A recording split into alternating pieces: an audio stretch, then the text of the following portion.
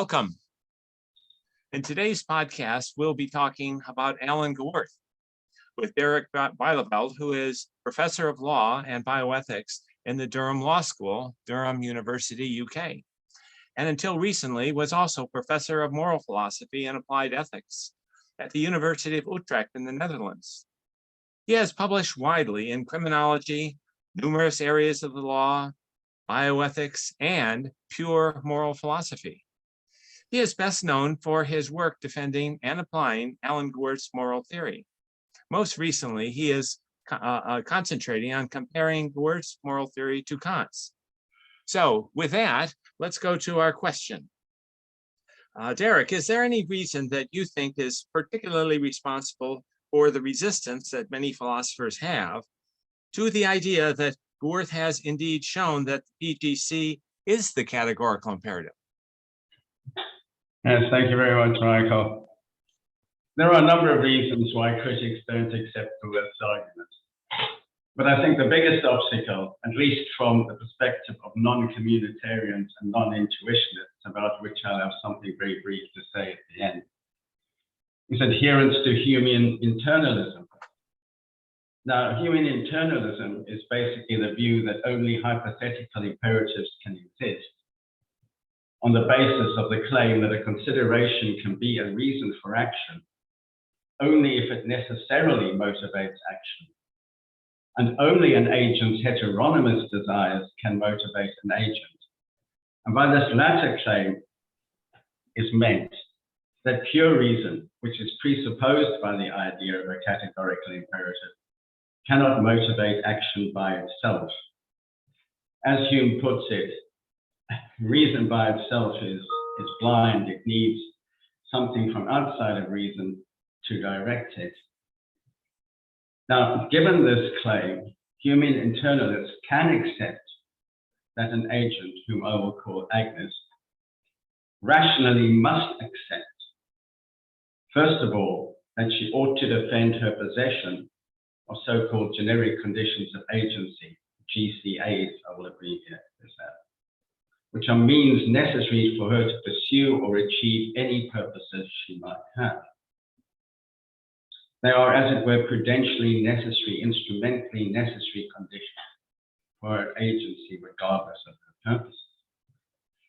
However, Gewirth further claims, and this is where we start getting to the nub of the matter, that because Agnes needs the GCAs in order to comply with this self-imposed imperative, she must consider that she unconditionally has rights to the GCA.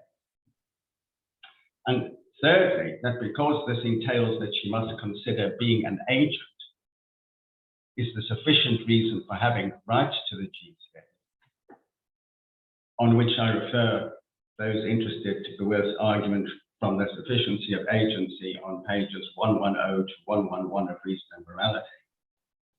She must consider that any other agent, whom I will call Brian, unconditionally has the same rights. But given Humean internalism, the second claim cannot be right, because for Agnes to have an unconditional right to her GCA, Brian must have an unconditional duty to at least not interfere with her possession of the GCA. But on the basis of Humean internalism, he cannot have such a duty unless he necessarily needs Agnes to have the GCAs, which is not the case. And conversely, the third claim cannot be right because Agnes can only have an unconditional duty to at least not interfere with Brian's having the GCAs if she necessarily needs Brian to have the GCAs, which again is not the case. And that is, almost the standard kind of objection you will find being rehearsed by just about everyone who has any kind of comment about Gewirth and doesn't believe that it's correct.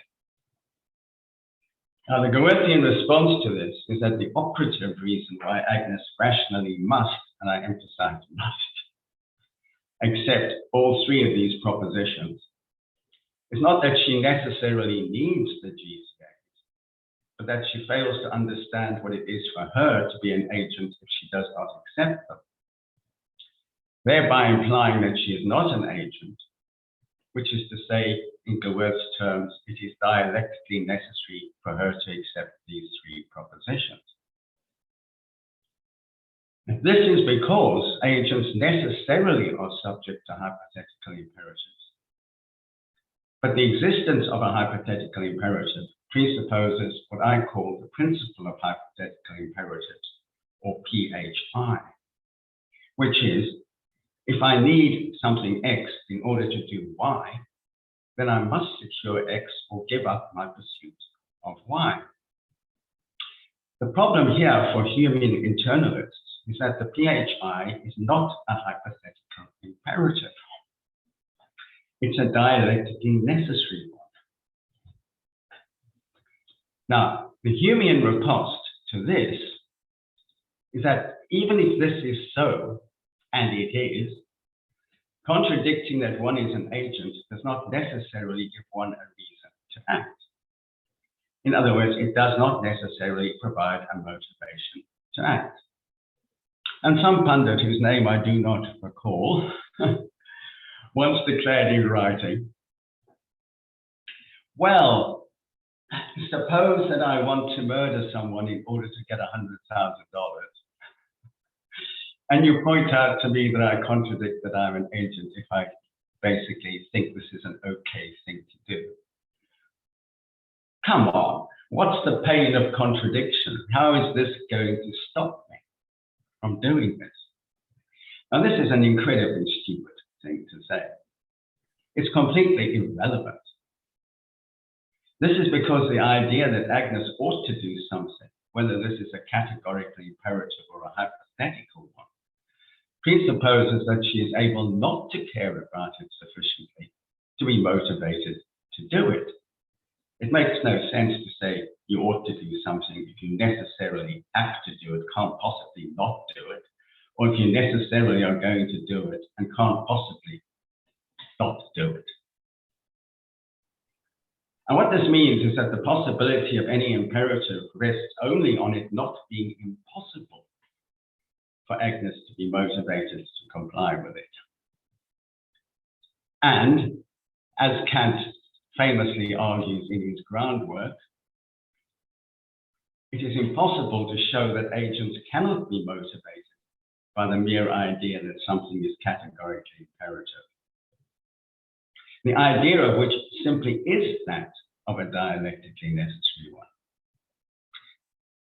Now, this can be put differently. The Humean internalists claim that only hypothetical imperatives can exist,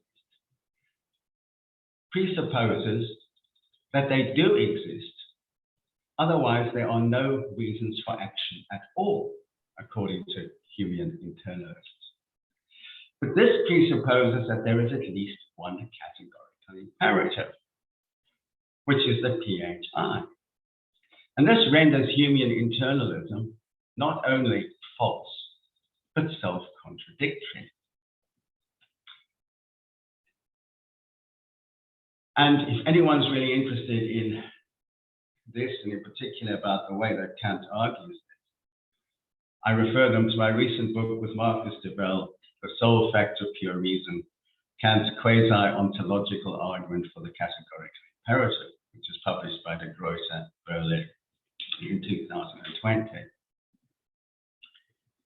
Now, as regards communitarians or intuitionists or any other position, I contend along with Kant that the a priori powers of human agential self-understanding, things which Kant in his third critique, right,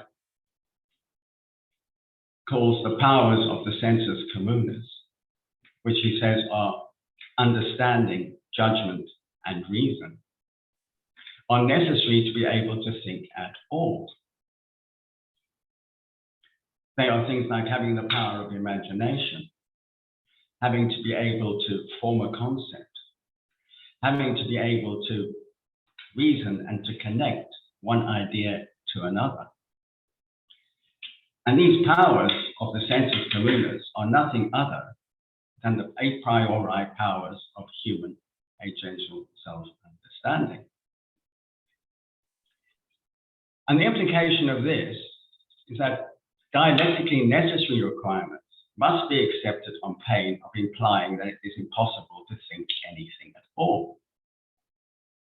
So ultimately, I hold that the PGC is a categorical imperative because the categorical imperative is the a priori law of human agential self-understanding. And the PGC is a presupposition of the very possibility of human agential self-understanding because it is contained, as Kant's terminology, as an exposition of the possibility of human agential self-understanding. Now, this can be connected to what I actually consider to be Kant's argument for the categorical imperative, which is extraordinarily simple and is very, very badly misunderstood. Kant basically argues in the groundwork and in the second critique that merely being able to understand the concept of a categorical imperative requires you to believe that there is a categorical imperative. The categorical imperative is act in accord with the strict requirements of a categorical imperative. A categorical imperative, after all, by its very meaning, is something with which all practical precepts by anyone must be consistent. Otherwise, it is not a categorical imperative. So if you understand the concept of a categorical imperative, you have to accept that there is one, namely act in accord with the strict requirements of a categorical imperative. Now, the smart reply to that is going to be, but that supposes that a categorical imperative actually exists. And Kant, in fact, argues that. No, he doesn't. Right? Kant genuinely thinks that a categorical imperative exists simply by understanding it. The third chapter of the groundwork, where he is supposed to tell us why we believe that there is a categorical imperative, does no such thing at all. It's clearly telling us why the concept of a categorical imperative is not incoherent. It's directed at showing us that there isn't an antinomy, a self-contradiction within human agential self-understanding. And this contradiction is supposed to arise or be threatened by the fact that a categorical imperative, as an imperative, can only apply to those who are subject to what Kant calls the law of universal causality. And Kant says that by the very nature of a categorical imperative, it presupposes that one has free will. It presupposes pure reason, something which is not affected heteronomously by things outside itself. And so the problem he has to address in the third chapter, or the third section of the groundwork, is not to tell you why you must believe that there is a categorical imperative. Right? He tells us, in fact, right early on in the second section, as soon as he's actually elucidated the concept of the categorical imperative, that the only question which needs an answer to prove that there is a categorical imperative is to show that the concept of it can be thought. And later on in the third chapter, he tells us, having shown, this is at AK, those who want to know, 4461, he says, now that we see the possibility of a categorical imperative, we immediately see its necessity. And this idea is absolutely central to what Kant's actual argument is. And his argument in the third section is not to tell us that we must believe that there's a categorical imperative, because it's dialectically necessary to presuppose free will, which many people think it is, and then they can't understand why. He tells us in the third chapter that section where he suddenly starts talking about the necessary presupposition of freedom is to explain the possibility of freedom being, as it were, the ratio ascending of the categorical imperative. And the reason why that's the case is he thinks that simply understanding the concept of a categorical imperative requires you to believe that there is one and that there is free will. So what he's trying to do is explain how you can deduce intelligibly the concept of freedom. And that is, in a sense, exactly the same position as he adopts in the second critique.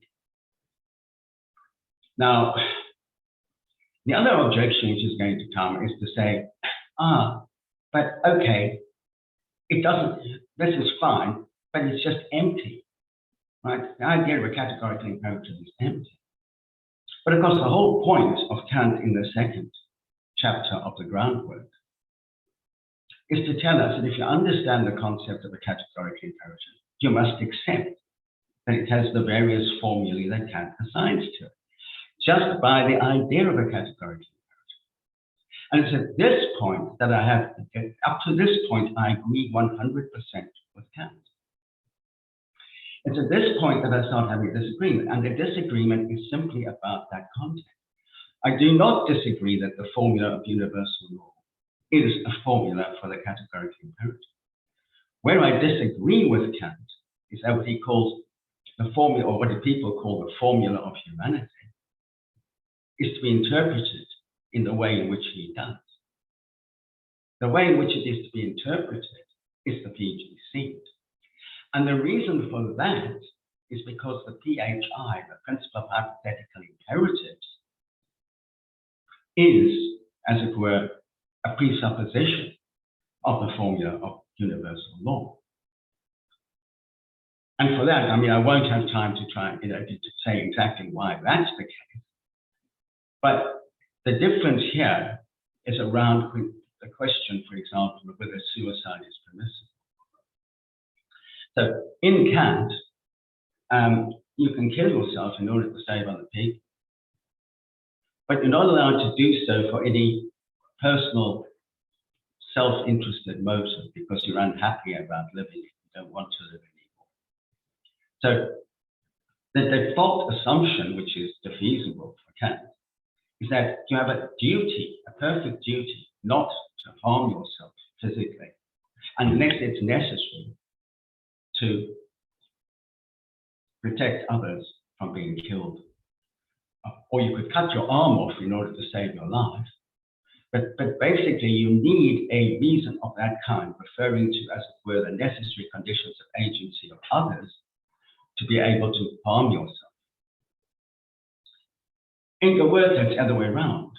In Gewirth, because the PHI says you must do this unless you are willing not to pursue the purpose anymore,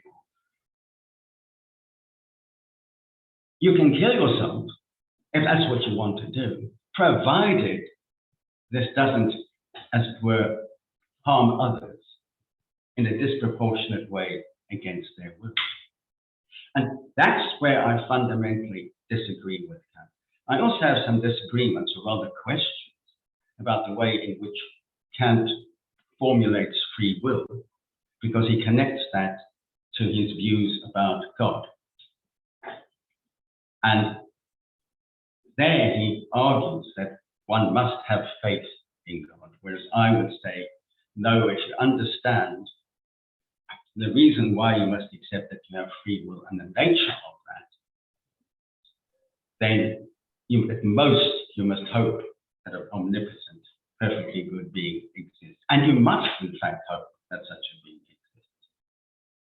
And that's very different from Kant. But in terms of the methodology,